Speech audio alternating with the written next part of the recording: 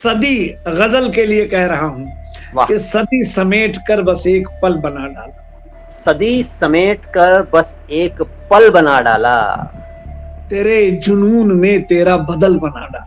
तेरे जुनून में तेरा बदल बना ये डाला। वाह। मोहब्बत होनी चाहिए। सदी समेट कर बस एक पल बना पल डाला, बना डाला, तेरे तेरे जुनून में तेरा जुनून। बदल बना डाला। तुझे रिझाने का बस एक ही तरीका था, वाह, तमाम जिस्म को हमने गजल बना डाला। गजल बना डाला। वाह, क्या कहना। तमाम जिस्म को हमने गजल गजल बना डाला। और इश्क के हवाले से सुन लें कि इश्क भी यार कहाँ जेरो जबर जानता है, ऊंच नीच हम्म। ऊपर नीचे जेरो जबर।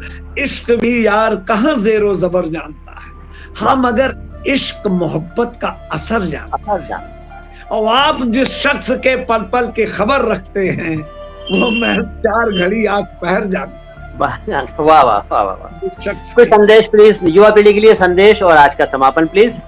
मैं आप सबसे आपके हवाले से सर निवेदन करूंगा कि ईश्वर के लिए 24 घंटे में सिर्फ 2 मिनट 120 सेकंड निकाल के कागज कलम घर में रखिए, कुछ लिख दीजिए। भाव जो भी मन में आए, अच्छा बुरा, हंसना, कलंक का, निष्क्रियता का, क्रियता का, क्रियात्मक, सकारात्मक। कुछ दिन बाद उसी के इर्द गिर्द आपकी कलम चलने लगी, ये लेखनी चलेगी, कलम चलेगा।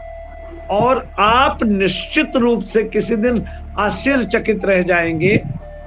जैसे मैंने अभी बैठे बैठे एक शेर उस दिन हो गया था कि मुझसे जब मिलने आते हो सबको कैसे बहलाते हो।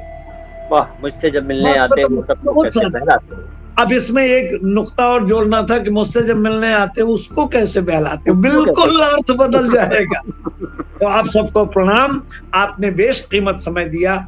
और आपकी संस्था, आपका चैनल हमारी उम्र लेकर आगे बढ़े। बहुत बहुत शुक्रिया।